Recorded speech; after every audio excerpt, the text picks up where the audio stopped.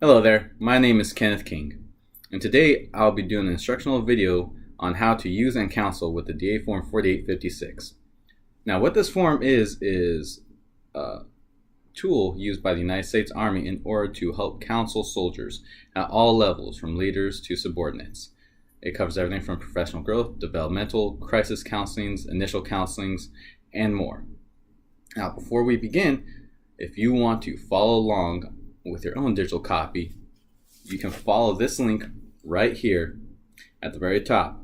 This is the United States Army links where you can find all the DA forms and publications, to include the DA Form 4856. This is open to the public. You do not need any special access. And in case this link does not work, you can always go to Google and just type in Army DA Form 4856, and it should come up with a fillable option for you. Now, as we go on this video, what qualifies me to instruct this video? Well, myself, I'm an active duty member. I have been for over 10 years.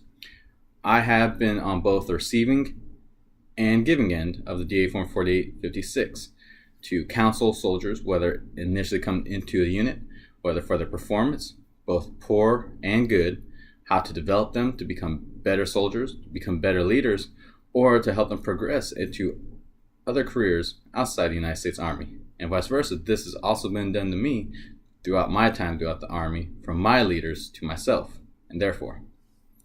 So what will we be covering today in our instructional video? We have 4 goals that we will be covering today. Number 1 is understand the DA Form 4856. Number 2 is how to fill out the DA Form 4856. Number 3 is how to conduct a counseling session utilizing the DA Form 4856. And lastly, number 4, learn how to follow up learn how to conduct a follow-up counseling. So if you do not have your own DA Form 4856 pulled up, do not worry. I also have a copy that you can follow along with.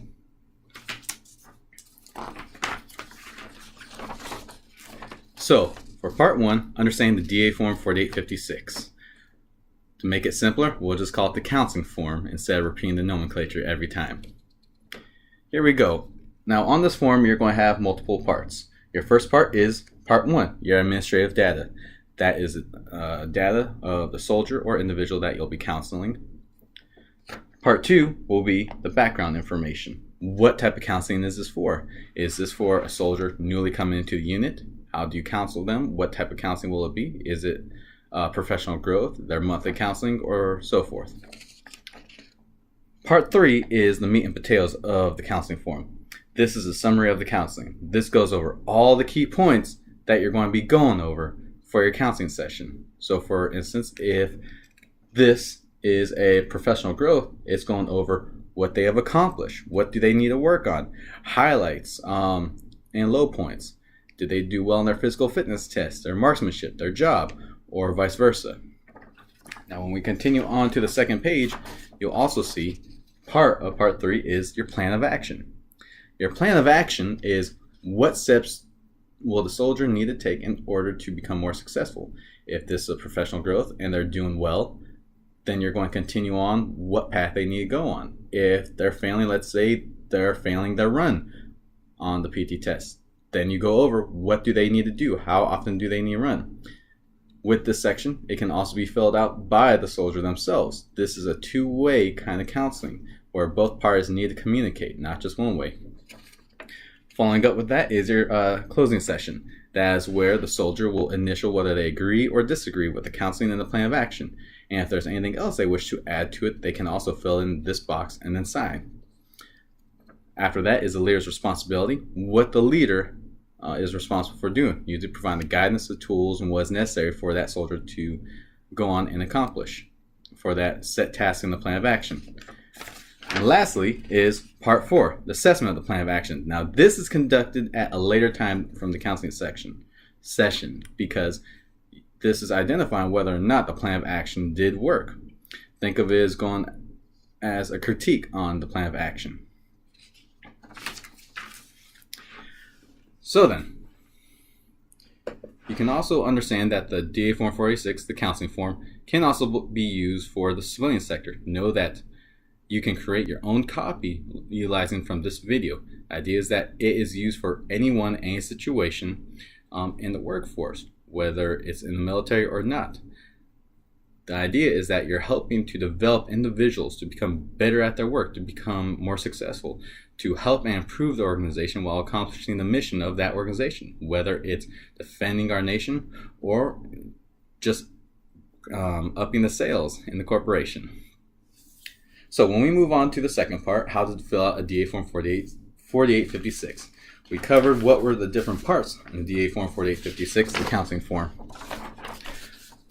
So obviously, when we come to part 1, you need to know all the identifications for that individual: name, date of birth, rank, who is the counselor. And again, if you want to create your own version in a civilian style, you can. This is a guideline that you can utilize for those in the military. This is the form you're going to fill out if you're in the United States Army.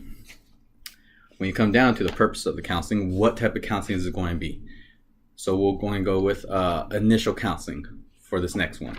That is identifying what is the procedures they need to follow, the expectations to become successful in this unit, this environment, or this type of employment. So if you see on this one has C attachment, because there's a lot of things that need to be going over. And therefore you use as much or as little as you need to convene and understand ideas that need to be set out and to accomplish for this organization. So then, as we proceed, we come to the plan of action. So if we are doing our initial counseling for this individual, we are merely going over what you need to continue to do. So for this individual, just following out the standards of procedures that were already set out by the part 2 in the section earlier, to continue on, and that the follow-up counselings will identify more on their strengths and weaknesses and what they need to go over. They then sign, date, initial whether they agree or disagree. The leader also puts on their plan of action of, hey, what do they need to do? So for instance, this one would be going over providing all the materials for the soldier, providing all the guidelines, and being able to help instruct and answer any questions for that. And of course, the assessment will be followed up later, usually for a monthly counseling at the end of the month before the next monthly counseling begins. So now that we understand what the DA Form 4856 is, the counseling form, and how to fill it out, let's now cover how to conduct the counseling. This is more of the art rather than the science when conducting a counseling session. For one, you need to understand what type of counseling are you going to do. So for this one, we are going to do professional growth counseling, identifying, hey, what have you done well and what can you do better to become more successful in this organization. Know that you always want to set the time and location where you want to do this. Whether you want to keep in the office, or I personally like to maybe take it outside, maybe go to a coffee shop. Again, this is a two-way conversation. This is not something saying they are in trouble. Again, you got to identify each type of situation, the type of counseling, and address it accordingly. So for professional growth, we're identifying, hey, this individual has done A, B, and C very well. You just need to work on D. When you come there, you identify, make sure their information is correct. Right? You have an open, positive attitude. A lot of times I like to open with an icebreaker. Get some of the awkwardness out of the way. Make it a little bit more personable, understanding. Ask them about how their day is. Convene different thoughts, joys. I'm a huge Star Wars fan, so maybe I might talk a little bit of Star Wars with them. Even if they don't like it, they understand that I have also different needs, desires, and that I'm a human being just like anyone else. Then when you go into your counseling session, once you get to your part 2, you identify the type of counseling, and then your part 3, the summary of the counseling, that is, again, the meat and potatoes. You're going over every list thing. So these are basically the facts that are happening. When you get to the next portion, identifying the plan of action, you should already have a plan of action stated, but you should also have the soldier or individual that's being counseled write anything additional that they would like to achieve. So for instance, you might say you've done well in your physical fitness, you've done well at your job, but you have done no college classes through your free tuition assistance through the Army, stating that you would like to see them pursue one class at a time at their own level. The soldier may identify that they also want to go into the Ranger Regiment, which requires a lot more physical fitness and a lot more different training. And therefore, they can help plan that plan of action as well. Or maybe they disagree with some things, saying they do not want to go into college because they just do not have the time or the resources for it.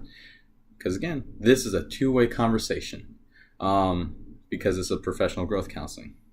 And obviously, if there's anything that the soldier disagreed with, saying, no, this is bad, this is wrong, you have your facts mixed up, I am great at all this stuff, but you have not seen it, that's where the counseling can be rebutted and then redone. Now, if this was a counseling done because something wrong happened, let's say they've been showing up late to formation, then that would be more of a one-side conversation, still trying to identify the needs assessment of what's happened, why are they showing up late. But again, that's always a chance for the soldier to give their side of the story and rebuttal in case they do not see that what has been identified as fair, or if the plan of action does not fit the punishment or the crime. And then, of course, you want to do your follow-up with your assessment. And that usually happens after the plan of action. So if you do your monthly counselings, you would want to do your assessment prior to your next monthly counseling, merely to see, hey, what's the plan of action for D indicated?